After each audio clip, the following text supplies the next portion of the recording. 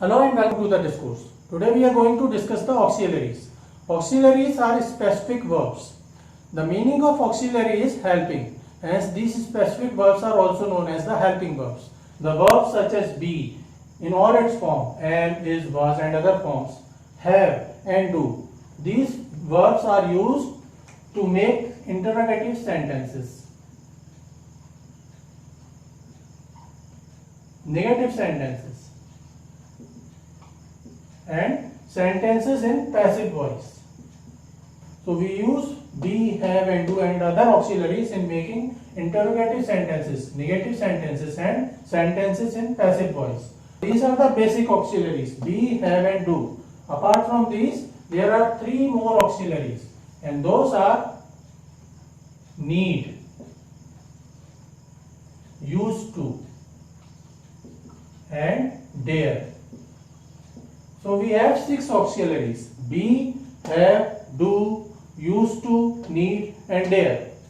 Now we will discuss each of them one by one in details and we will see the uses of these auxiliaries.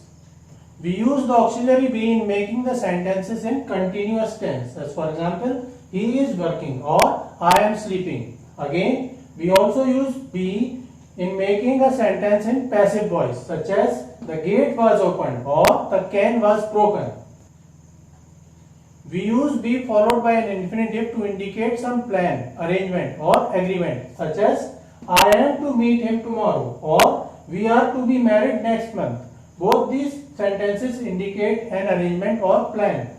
Again, we use be to denote a command or order, such as you are to write your name on each sheet of paper. It is an order, it is a command. Mother says you are to go to market at once. So mother is suggesting an order that you should go right now. We can also use be in past tense with perfect infinitive to suggest that something was planned but it was not carried out. As for example, they were to have been married last month, but the marriage was postponed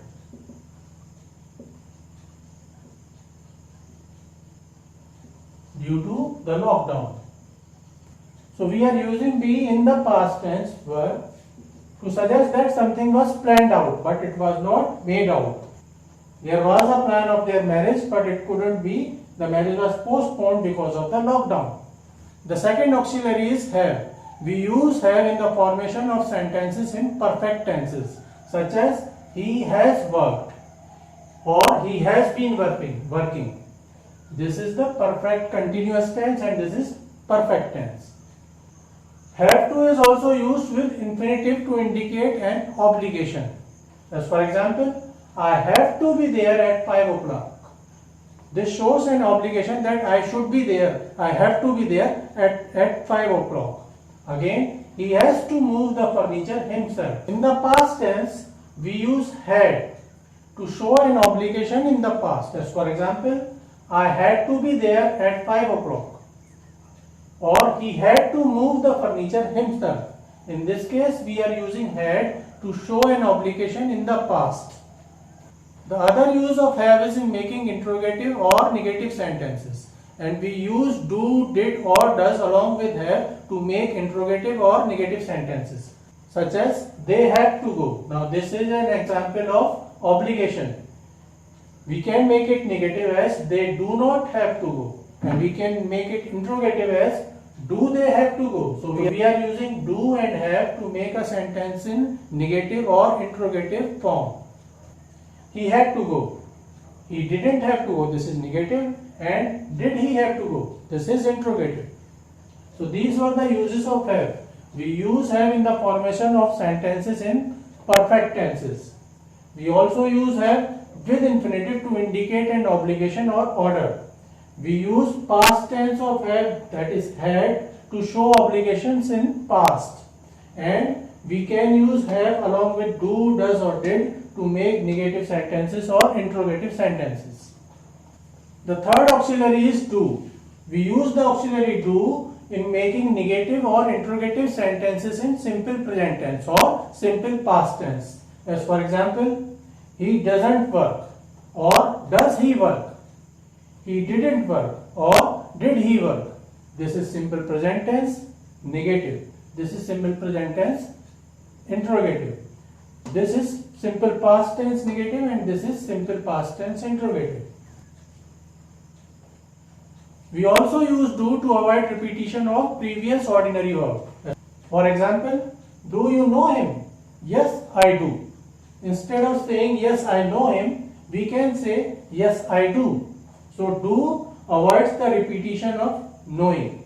Again, she sings well. Yes, she does.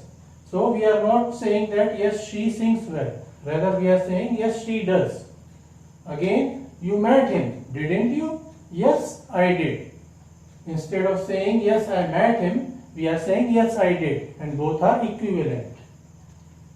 The third use of do is to emphasize the assertiveness of a statement. As for example, you do look pale. The use of do is making this sentence more strong, more assertive. I told him not to go, but he did go. Here did is used to emphasize the assertiveness. The stress is given by using did.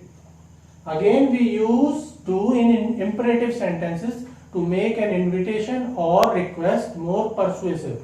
As for example, do be quiet. We use do to make this request more strong. Or please do come. It's going to be such fun. We are inviting someone and this use of do is making that invitation more persuasive. In these cases, do is strongly stressed.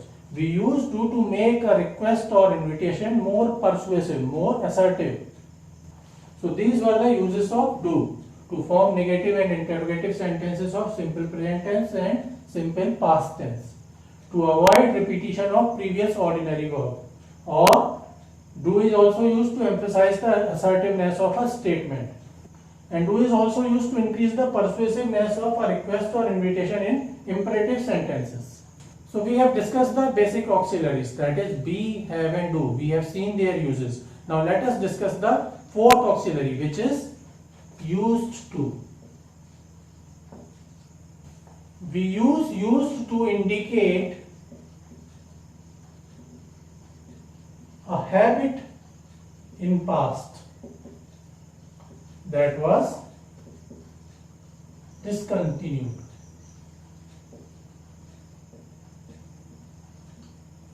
We use used to indicate or to express or to describe a habit in past, a habit of past that was discontinued. As for example, there used to be a house there. There at some place there used to be a house. Another example can be I used to live there when I was a child or when I was a boy. So both of these sentences are indicating a habit of past or a fact of past that was discontinued. There used to be a house there. Now there is no house, but at some point in the past there used to be a house. I used to live there. I used to live there in that house when I was a boy. The fifth auxiliary is need. Need is an auxiliary that is used to indicate an obligation or necessity. Now need can either be used in conjugation with do or without do. When need is used in conjugation without do, need has no s or ed forms. That is, we cannot make needs or needed. And need is used with an infinitive without to. We also do not use to in sentences when need is conjugated without do. As for example, he need not go. Need I write to him? I need hardly take his help. In these sentences, we cannot use needs or needed, and we do not need to use to after need.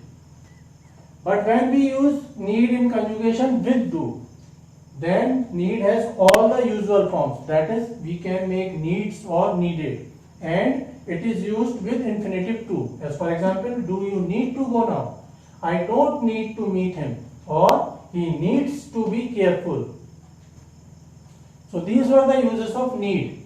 Need is an auxiliary that is used to indicate an obligation or necessity. Need can either be used in conjugation with do or without do. When we use need without do, then we cannot use the as or ed forms of need, and need is used with infinitive without to. When we use need in conjugation with do, need has all usual forms. We can use needs and needed to, and it is used with infinitive to. Do you need to go now? I don't need to meet him. He needs to be careful. That is, when we use need in conjugation with do, we use to after need.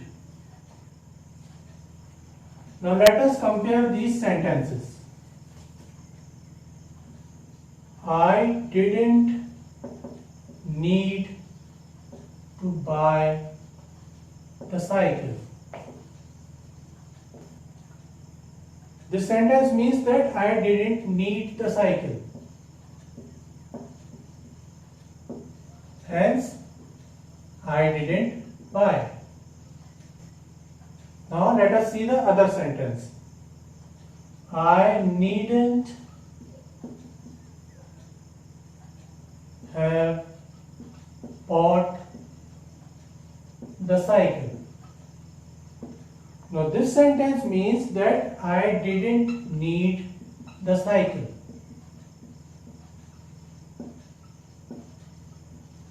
But I bought it. The sixth and the last auxiliary is dare. Dare as an auxiliary means to be brave enough to. Generally we use dare in negative or interrogative sentences. The auxiliary dare does not take the S form in the third person singular simple tenses. When conjugated without do, when we do not use do with dare, dare is followed by an infinitive without to.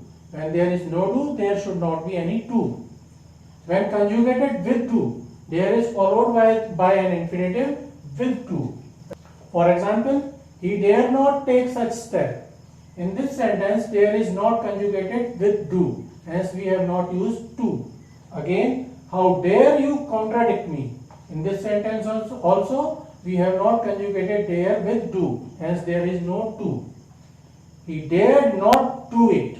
Again, in this sentence, dare is not conjugated with do. Hence, there is no to. To. In the last sentence, he doesn't dare speak to me. In this sentence, we are conjugating dare with do. Hence, we are using to after the infinitive speak. He doesn't dare speak to me. Dare is followed by an infinitive with to. So these were the all six auxiliaries: be, have, do, used to, dare and need. We have seen the uses of these auxiliaries. Auxiliaries are helping verbs which are often used to indicate some command or some obligation or some permission or some probability.